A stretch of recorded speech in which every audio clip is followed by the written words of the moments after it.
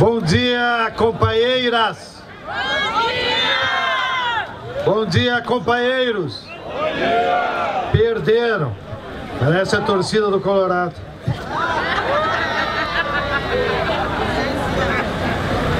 Estou muito feliz de estar aqui com vocês, rever muitos amigos, companheiros, companheiras, e mais feliz ainda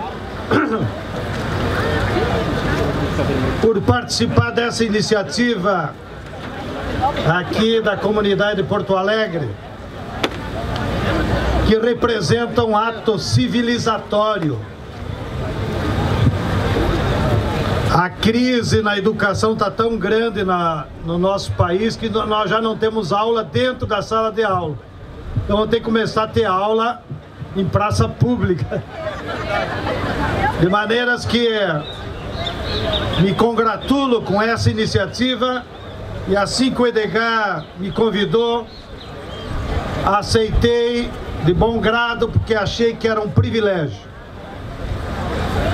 Apesar do sacrifício, porque eu nunca vi sala de aula tão desorganizada, né? Espero que vocês me suportem. Mas antes de começar, como foi dito, a aula pública, eu não poderia deixar essa oportunidade de falar de duas coisas ruins e pedir vossa solidariedade. A primeira,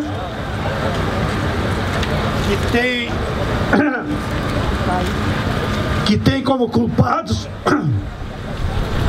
a máquina de guerra que se montou pelo capitalismo no mundo. Não sei se vocês sabem, os venenos que mataram a nossa querida Olga Benário foram feitos pela Bayer. Os venenos que estão sendo utilizados hoje na Síria foram feitos pelas empresas químicas da Alemanha. Então, os milhares de mortos da Síria e os 127 mortos na França, não é o terrorismo culpado. O culpado é essa máquina de guerra que, em troca do lucro, sai despejando a morte pelo mundo, como os companheiros da mística demonstraram. Essa mesma lógica perversa do lucro a qualquer preço é que enterrou na lama de Minas Gerais 27 companheiros para que a empresa Vale, hoje pertencente a acionistas americanos, continuasse explorando o nosso minério. Então, em solidariedade às vítimas das empresas da Europa e às vítimas da Vale do Rio Doce, em Minas Gerais, eu peço a todos vocês um minuto de silêncio.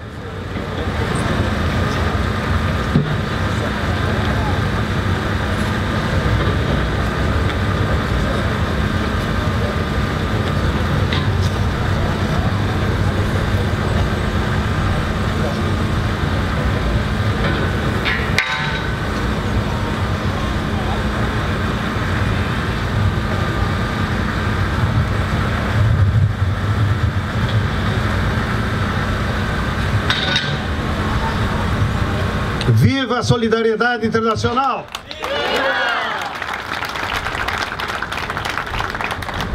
A segunda notícia ruim, não poderia deixar de manifestar, em nome do MST, dos movimentos da Via Campesina, solidariedade pública ao pastor Luiz Sabanai, da Igreja Presbiteriana Independente, que está preso no presídio central. Sequestrado da sua casa em Brasília pela Polícia Federal. Vice-ministro da Pesca no governo Dilma passado. Acusação: atendeu o telefonema de um companheiro de Santa Catarina que apelava ao vice-ministro que ajudasse uma empresa de pescadores a resolver problemas do governo. Conclusão de um promotor público, Jacques. tráfico de influência e possível enriquecimento. Coitado do pastor. Além da sua igreja, ele tem um Fusca de 73. Está aí, preso há 19 dias no presídio central. Enquanto o senhor Cunha, com seus milhões de dólares na Suíça, alega inocência, porque assim como ele disse, né, Marcão, tem mais 150 como eu aqui na Câmara. De maneiras que, além da denúncia, eu quero fazer um apelo a todos vocês, sobretudo jornalistas, advogados, meu querido Jacques, você com a tua altitude moral, vá lá visitar o nosso pastor Luiz Sabanai, na sessão especial número 2 do Presídio Central, o pior presídio da América Latina.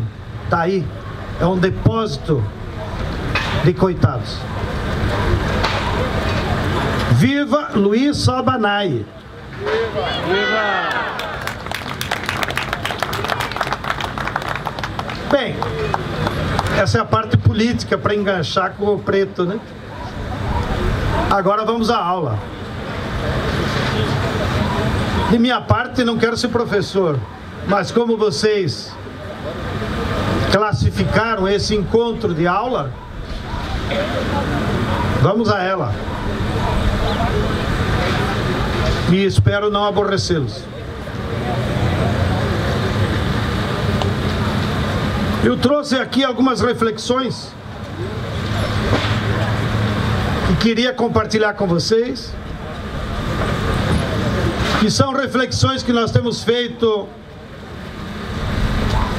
no MST, na Via Campesina, nos movimentos populares da agora Frente Brasil Popular, em torno do tema dos alimentos, do agronegócio e da situação da agricultura. Claro que o cachimbo entorta a boca, e vou pedir desculpa para vocês, mas vou me recorrer à minha área de conhecimento, que é basicamente a economia política na questão agrária. Nós estamos vivendo um período muito difícil na história da humanidade, que acredito o nosso companheiro Leonardo Boff já comentou com vocês de uma maneira muito mais reflexiva e profunda, porque talvez seja hoje o nosso maior filósofo vivo. E nós estamos vivendo um período muito difícil, porque na história da humanidade, desde a década de 90 para cá, ou seja, as últimas 2 décadas, o planeta foi reorganizado na sua economia por uma nova etapa do sistema capitalista, que espero seja a última, que é a etapa do domínio do capital financeiro e das grandes corporações internacionais. Nunca antes a humanidade tinha vivido um período assim. Porque, para lembrar o vestibular, que a maioria de vocês fez, a humanidade viveu 400, 500 anos do capitalismo comercial, do século XIII até o século XVIII, aonde, inclusive, o nosso grande guerrilheiro revolucionário, que foi o primeiro que se insurgiu contra o capitalismo mercantil, foi o nosso querido São Francisco de Assis, que tem tudo a ver com o debate de hoje. Depois nós tivemos, do século XIX até 1990, o domínio do capital industrial, onde as empresas acumulavam riqueza na fábrica, explorando o trabalho produtivo. Agora nós estamos numa outra etapa. A etapa em que o capitalismo acumula e se realimenta pelo capital financeiro e através das grandes corporações internacionais que passaram a dominar todo o planeta. 500 empresas dominam 60% do PIB mundial.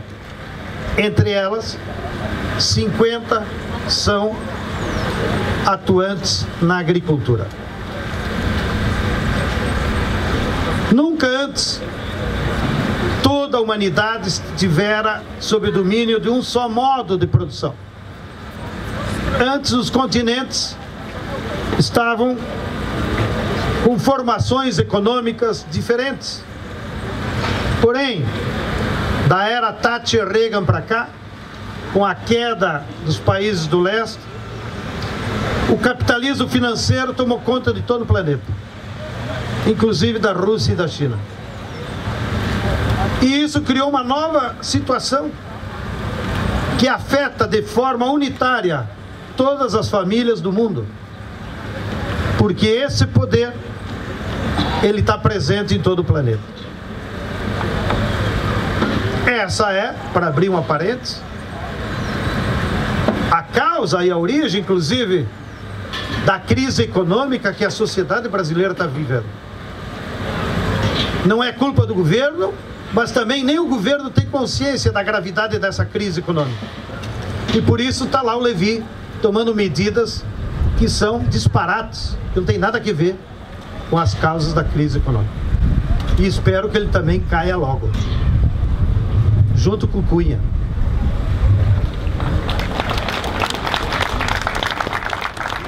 Não perguntei ao Edgar se podia, no meio da aula, fazer fustigações políticas. Mas eu não posso perder a oportunidade, né, de falar mal dos nossos inimigos. Até porque faz bem pro fígado, né? Bem, voltando a falar sério. Então, o que isso mudou na produção da agricultura, dos alimentos? Sabendo que lá na agricultura, a principal função social da agricultura não deveria ser acumular capital para alguns proprietários ou para empresas. A principal função social da agricultura é a reprodução da vida humana. Porque os seres humanos não conseguem sobreviver sem os alimentos. Os alimentos é a energia que reproduz a humanidade. E os alimentos? Vou extrapolar minha seara e pedir auxílio aos universitários nutricionistas. Os alimentos, para quem não sabe ou não imaginou ainda, ele é uma pílula de energia solar. Nós, seres humanos, somos movidos à energia solar.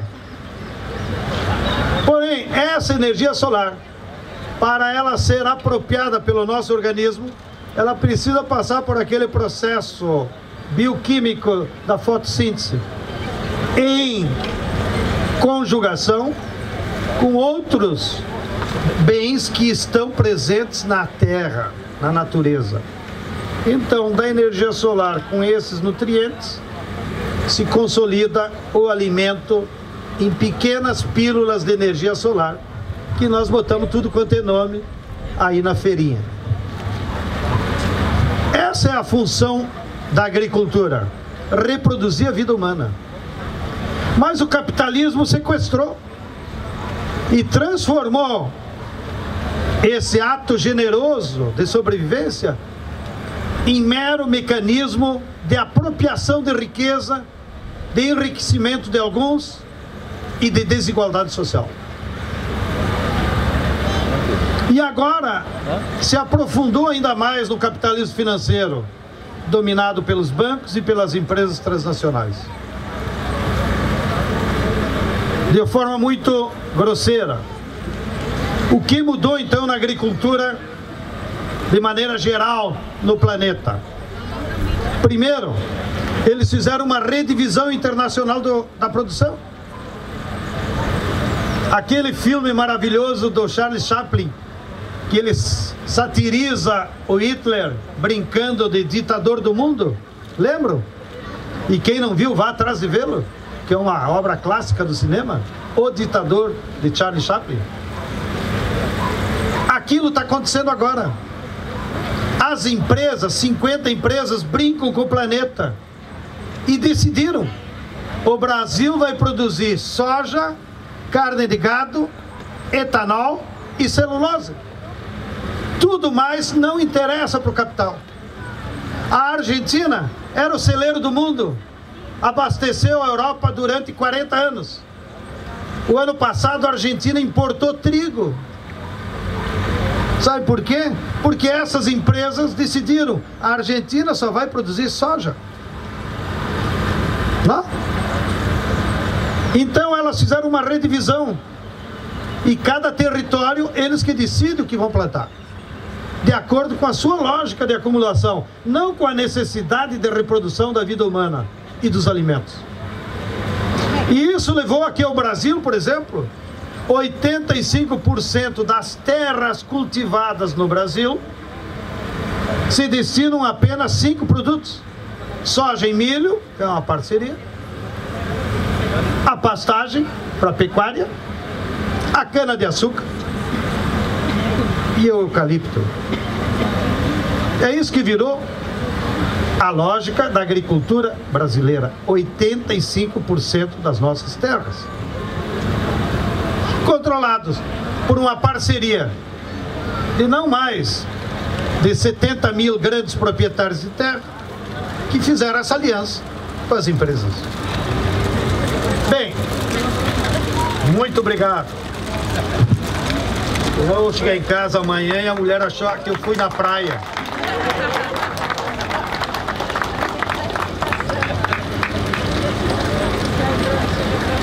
Segundo movimento deles, eles padronizaram os alimentos, porque para eles não é mais alimento, não é a pílula da energia solar, para eles é mercadoria.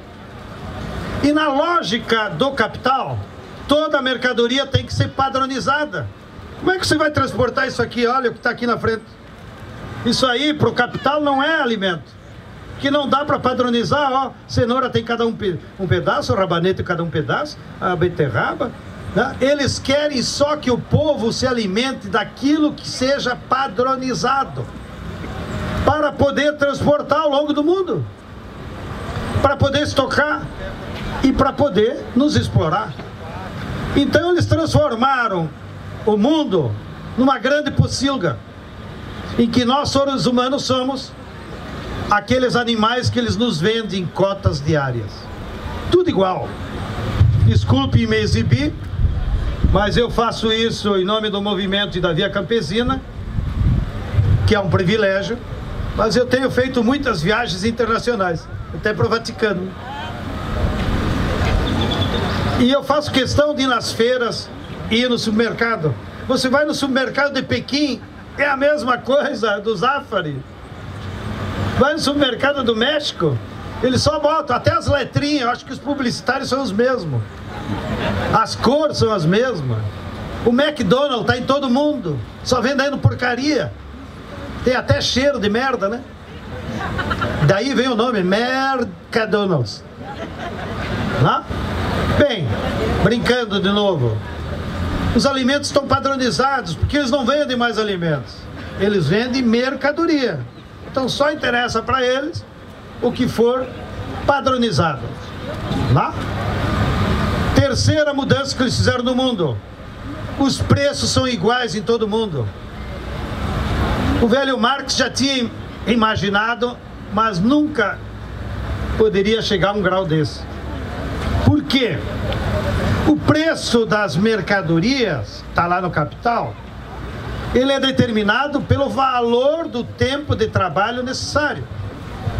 E cada sociedade tem um tempo diferente de trabalho para produzir essas várias coisas. Não é a mesma coisa produzir feijão aqui, ou em Santa Catarina, ou no México. Os tempos são diferentes, até pela natureza. E o que o Capital fez? Uniformizou. O preço do feijão preto é igual em todo mundo. O preço da soja em todo mundo, o leite em todo mundo. E por que eles conseguiram isso? é porque eles estão nos impondo um preço controlado pelas empresas, um preço de oligopólio, um preço de especulação. Então ninguém mais sabe qual é o valor exato do arroz, do feijão, da soja, porque o preço que está no mercado internacionalizado é imposto por eles, pelo controle que eles têm das bolsas de mercadorias e do mercado. Vocês podem imaginar que a safra de soja de 2019 já está vendida na Bolsa de Amsterdã? Falta 4 anos para plantá-la. No entanto, já tem algum capitalista lá com um documento que ele é dono de 10 milhões de toneladas de soja e que a Cargill se comprometeu a entregar em junho de 2019, ao preço de tanto. Não?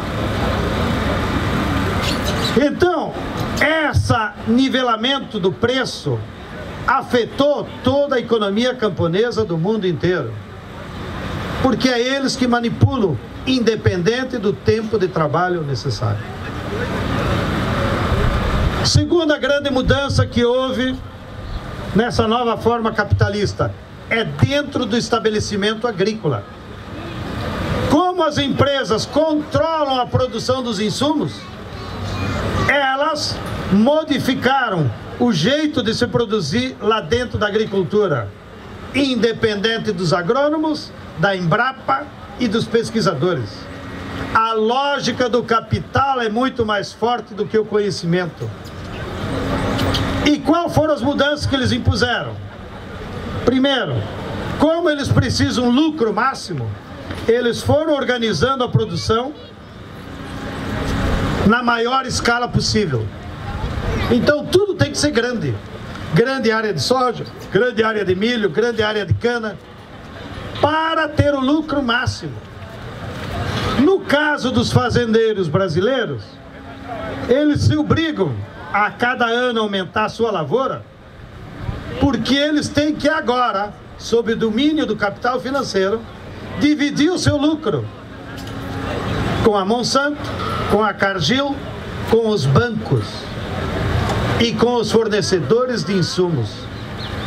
Se você entrar lá na página da Conab, que faz o cálculo do custo de produção por região agrícola do Brasil e por produto, quem tiver curiosidade é até um bom exercício, porque eles fazem isso toda a safra. E está lá já da safra desse ano. Vocês vão ver quanto entra os insumos agroquímicos na produção de arroz. 65% do custo de um fazendeirinho ele vai ter que pagar para Bayer, para Vasco, para Singenta, para Nojenta, para puta que o pariu. Ou seja, não é da natureza. Ele já tem que se comprometer com um fornecedor capitalista. E além disso tem o banco, da qual ele vai ter que pagar os juros. Porque nenhum fazendeiro capitalista consegue mais produzir com seus recursos próprios. Então ele se transformou apenas um operador do banco, que adianta o dinheiro. E aqui no Brasil, inclusive, tem um ilusionismo, infelizmente, ajudado a difundir pelo governo Lula e Dilma também. Porque o governo, por autoelogiar-se, vai na televisão e diz: esse ano o governo disponibilizou 160 bilhões para a agricultura. É mentira! O dinheiro não é do governo. O governo só normatiza pelo Banco Central, que obriga os bancos pegarem todo o nosso dinheiro que está lá na conta corrente de depósitos à vista, da qual nós não recebemos nada de juro. Então o governo obriga os bancos a usarem os depósitos em contas à vista e diz: desse dinheiro que vocês não pagam nada de juro, vocês são obrigados a botar 40% na agricultura. E esse 40% dá os 160 bilhões. Não? Então, é um dinheiro nosso. Note, uma poupança da população que está em reserva na forma de capital financeiro, o banco nos sequestra, sem nos dizer, e vai lá e financia o agronegócio, que no fundo vai pegar esse dinheiro e, de novo, 65% do nosso dinheiro ele vai pagar o veneno, o adubo, a máquina, tudo de multinacional.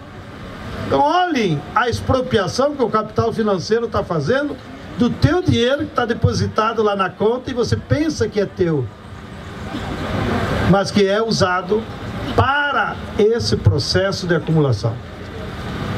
Bem, terceira mudança que eles fizeram lá no estabelecimento, impuseram as sementes transgênicas. Aqui nós temos um dos nossos grandes especialistas, que já falou, me antecedeu, nosso companheiro Leonardo Melgarejo. Quero fazer de público uma homenagem a ele em nome da Via Campesina, e podem bater palma.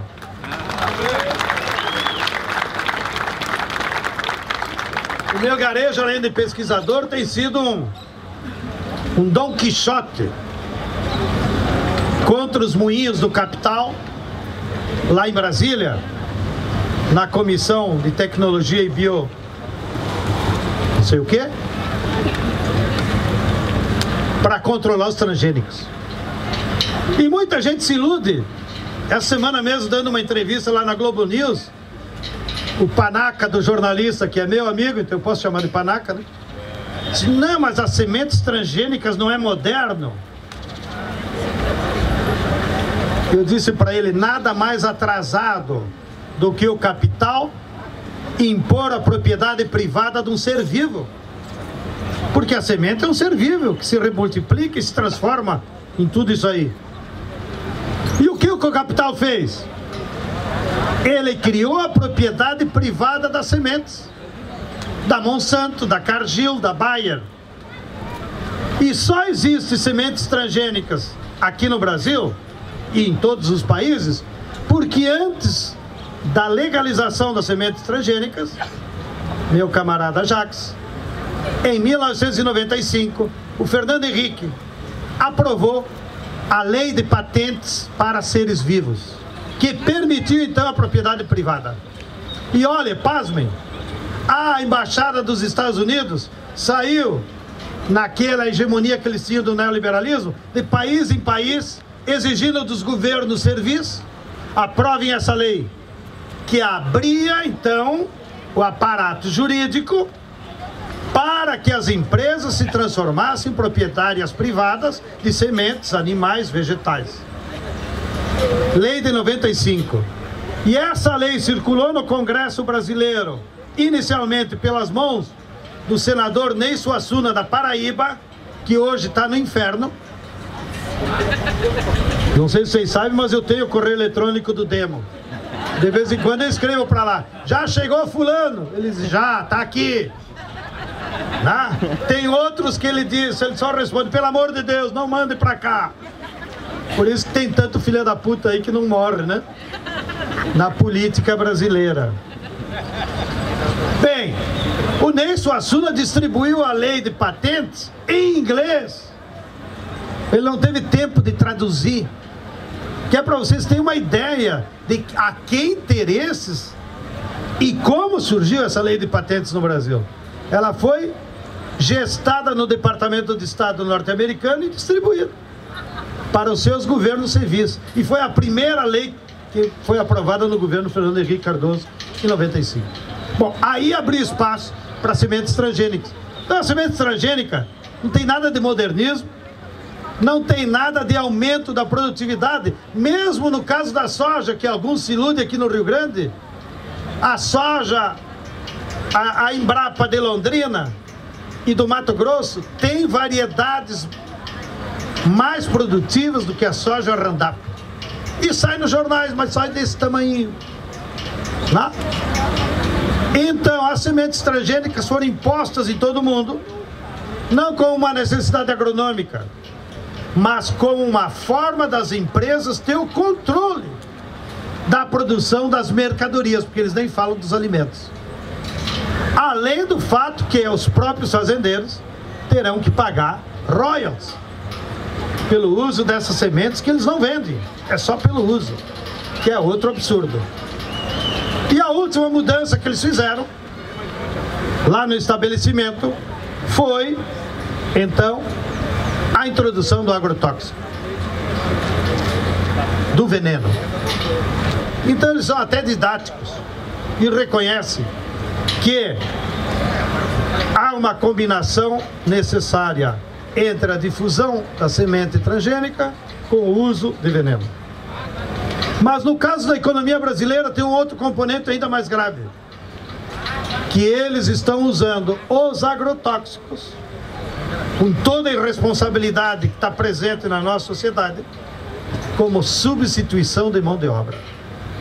Faz parte desse processo de desemprego no campo, de combate à CLT, de se livrar dos direitos trabalhistas e de precarizar cada vez mais o trabalho agrícola, mantendo apenas eles para aquela sazonalidade, plantar e colher. E fora desse período, os trabalhadores não têm mais trabalho. Então ele substitui o trabalhador pelo veneno. Tá? E nos últimos 10 anos, apesar dos governos progressistas que nós tivemos, tá? Perderam emprego no campo 2.400.000 assalariados rurais. Por quê? Porque foram substituídos pelo veneno. Tá? Então esse é o cenário, companheiros. É assim que o capital está funcionando na agricultura e transformando aquilo que deveria ser alimento em apenas mercadoria. Tá? Não importa as consequências. Bem, antes que algum colorado se enforque, eles sempre são muito passionais, né, Severiano? Diz que depois daquele 5-0 houve muitos casos de suicídios. Nós, em solidariedade a eles, dissemos que foi por culpa do glifosato. Brincadeiras. Eu e Olívio Dutra, que é colorado.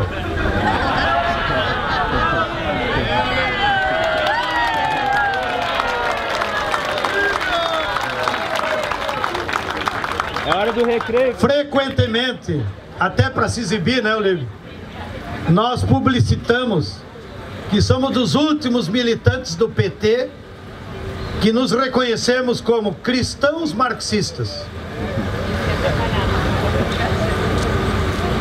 O Jacques também é. Mas como ele nunca fez militância partidária, então não aparece tanto. E os cristãos marxistas, né, Olívio? Nós temos uma vantagem. Quando o negócio está feio, nós apelamos para o Espírito Santo, reza, tal. Né? E às vezes dá certo. E quando o Espírito Santo não resolve, nós nos agarramos no velho Marx e na dialética, que nos ajuda a explicar o mundo verdadeiramente. Bem, e lá na dialética, nós aprendemos que por mais hegemonia que tem o capital, por mais força que ele aparenta, e que às vezes nos deixa até agoniado, como se não tivesse saída, a dialética nos explica que para cada ação do capital haverá uma contradição, que vai levar a uma crise e logo a uma nova síntese futura. E assim é na agricultura também. Então, por mais que os capitalistas estejam dominando a produção de mercadorias e impondo uma lógica tão perversa, essa lógica perversa já está sinalizando contradições que está levando a uma crise e que leva as pessoas a pensarem e a se mobilizarem. Então eu queria aqui sinalizar algumas dessas contradições. Por exemplo, o tema dos agrotóxicos em exagero, produzindo cada vez mais câncer. Não? Isso é uma contradição trágica até. Esse ano o Instituto Nacional do Câncer chamou uma coletiva no Rio de Janeiro para dizer: olha, esse ano haverão 400.000 novos casos de câncer no Brasil. A maioria deles será por culpa dos alimentos contaminados que a população vem se alimentando sistematicamente. E com casos mais exagerados, que vocês viram, um companheiro nosso, pesquisador da Universidade Federal do Mato Grosso, encontrou glifosato no leite materno das mães que amamentavam na cidade de Lucas do Rio Verde, no Mato Grosso. Leite materno com glifosato. Então imagina essa criança quando completar 10, 15 anos, a possibilidade dela ter câncer é 100 vezes mais do que nós mais velhos que tivemos na juventude um alimento mais saudável. E isso é uma contradição que aparece e a sociedade está se dando conta. Nisso eu estava procurando o nome aqui porque o cara, eu tenho tanta raiva que eu esqueço o nome. Nós passamos 8 anos do governo Lula enfrentando uma dura oposição e defesa dos agrotóxicos na Câmara. Cadê o Marcon, que conheceu ele? Homero Pereira, era deputado do PSD. Ele ia no microfone e dizia: vocês são atrasados, agrotóxico que é bom, e fingia até tomar agrotóxico. Era o líder dos ruralistas. Não? Felizmente não nos incomoda mais. Não é porque não se elegeu, é porque morreu de câncer de estômago aos 58 anos. Entendeu? Então o câncer é democrático. Pega todo mundo. Não? Então ele está defendendo o agrotóxico lá com o diabo agora. Mas não vale mais a pena. Bem, outras contradições. O clima. O veneno destrói a biodiversidade. Ele mata mesmo. Ele mata tudo, só não mata a soja. Só não mata o milho. E ao matar todos os seres vivos que tem na natureza, que vai desde o que eles chamam ervas daninhas, os pequenos animais, mas mata os micronutrientes do solo, mata as bactérias. E o veneno vai lá pro lençol freático. E vai para a chuva, pelo secante. Esse caso do leite materno envenenado nem era do alimento, era da chuva, pela pesquisa do pesquisador. Porque ao eles passarem o glifosato ao secante, o secante subia para a atmosfera e voltava democraticamente para todo mundo junto com a chuva. E lá nessa cidade, como eles têm o costume de guardar a água da chuva, achando que é boa, nas cisternas caseiras para tomar e fazer a comida, as mães faziam a comida com água com glifosato, na ilusão de que a água da chuva é pura, e não é mais. E isso é uma contradição que aparece. E ao destruir a biodiversidade em geral, altera o clima. Isso que nós estamos assistindo aqui no Rio Grande, me desculpe, não precisa ser especialista. Está na cara que é pela monocultivo da soja. Tá? Que cada vez que aumenta preço, eles vão levando a soja até dentro do cemitério. Você pensa que é brincadeira? Pode andar aí pelo interior. Muitos cemitérios já reduziram para botar soja. Não, sem falar lá no Mato Grosso. Vocês acham que não tem nada a ver com o clima, a falta de água em São Paulo? Eu moro em São Paulo há 2 anos. Às 5 horas da tarde, pode abrir a torneira. Isso que eu moro num bairro de classe média. Imagina lá na periferia. Lá na periferia de 2 dias água, 2 dias sem água. Eu sou privilegiado, então às 5 horas parou a água. Claro. E todo mundo, até por um certo oportunismo, nós mesmos do PT dizemos: culpado é o Alckmin, culpado é o Alckmin. Mas não é o Alckmin culpado é o agronegócio. Porque a reserva da Cantareira não enche mais com chuva sobre o lençol da água. Se chover lá em cima, aumenta aqueles milímetros. Mas o que abastece qualquer açude são os rios e as fontes que são canalizados para lá. E se lá nas cabeceiras que vêm desde o sul de Minas está cheio de cana e cheio de eucalipto, secou os rios e as nascentes que abasteciam a Cantareira. E não tem mais solução, Lívia. 14 milhões de pessoas não têm água. Então a única solução que agora o capital, até para ganhar dinheiro, é fazer uma transposição, puxar o rio Paraíba de volta para abastecer a cidade. Senão vai continuar essa lenga-lenga. Então, essas contradições começam a aparecer na saúde, no clima e nós acreditamos que a população vai começar a se conscientizar. Além de que esse monocultivo exagerado que eles impuseram, tipo a cana, tipo o eucalipto, quando no mercado capitalista acontece algum problema, vai destruir todo mundo. Lá em São Paulo, com a crise do etanol, 48 usinas foram à falência. Mas o povo já foi embora. Então nós não temos mais nem massa suficiente para ir lá e ocupar as terras. Porque quando entrou o monocultivo da cana, eles expulsaram. O cara foi para a cidade. E agora não tem mais como voltar lá para aquela região onde é a usina. E, finalmente, para ir motivando, como parte dessa contradição, trouxe aqui, para quem ainda não conhecia, ganhamos um Papa. O Papa faz parte dessa contradição.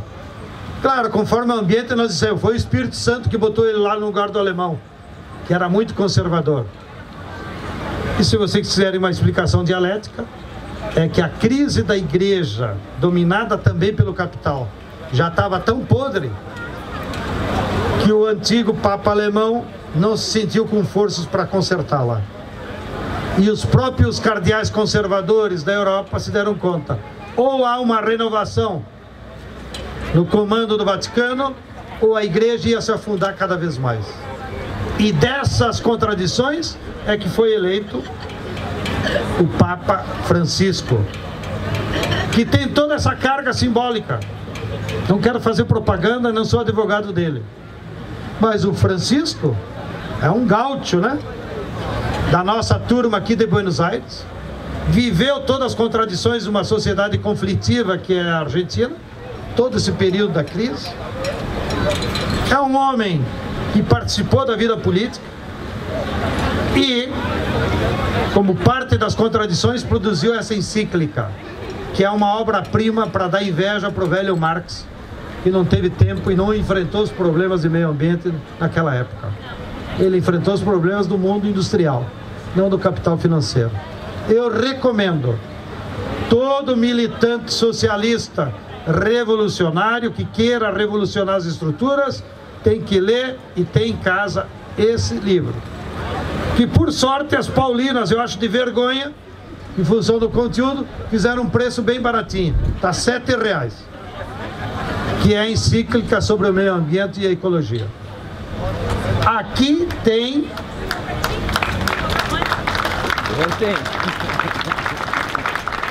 Aqui tem os fundamentos doutrinários, a partir de uma visão cristã, evidentemente, de como a humanidade tem que se levantar contra os transgênicos, contra o agrotóxico e uma defesa clara da agroecologia. Por isso aqui é uma arma para nós combater e criar uma hegemonia na sociedade, sobretudo nesses ambientes de igreja. Então agora nós temos o Papa como um porta-voz das nossas causas. Para terminar, não preciso fazer propaganda de que há saídas para esse mundo do agronegócio. Vocês assistem aqui a feirinha da agroecologia de todo sábado. E eu vou dar um último testemunho. Nós estamos nesse clima conservador, meia dúzia da classe média reacionária, pedindo fora Dilma. Aí, junta 5 na Paulista, a Globo amplifica como se fosse 5 milhões. Bota 50 mil dos nossos, eles dizem que eram 500. Mas nós sabemos que as manifestações reacionárias é de uma minoria da classe média.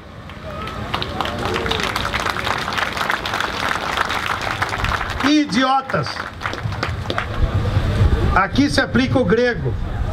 Aquele que não tem ideias. Idiota. É isso que eles são. Eles não têm ideia de apoio e de solução dos problemas. Por que eu estou dizendo isso? Porque mesmo no nosso meio aí fica dizendo, não, São Paulo é conservador, São Paulo, a classe média quer o fora Dilma. Coisa nenhuma. Vou dar 2 exemplos aqui de testemunho. Essa classe média fez campanha contra o Haddad porque ele criou ciclovias na principal rodovia, que era a Paulista. E o dia que ele inaugurou, Esses reacionários botaram na rede social: venha na Paulista, vamos xingar o Haddad. E aí aparece lá que eles também falsificam os acessos. E disseram: 1 milhão acessou e vai na Paulista.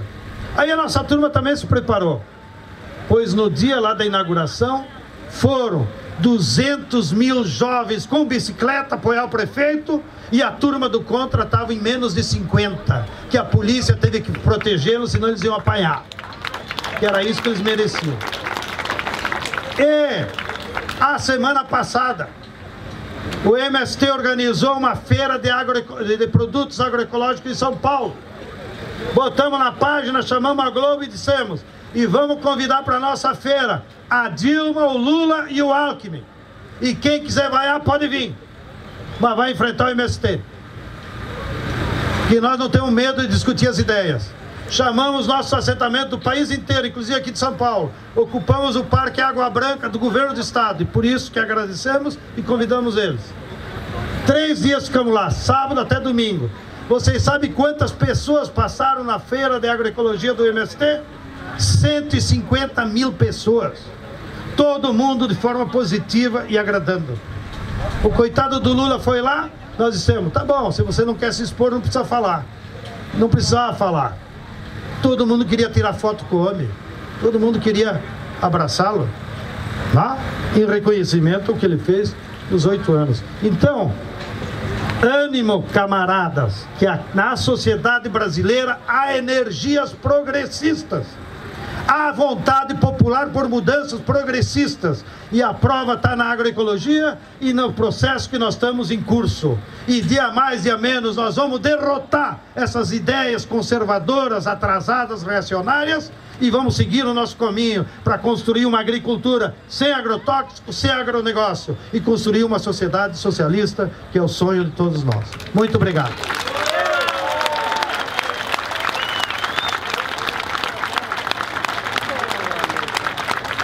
Vou dar um livro ao meu camarada. Cadê o...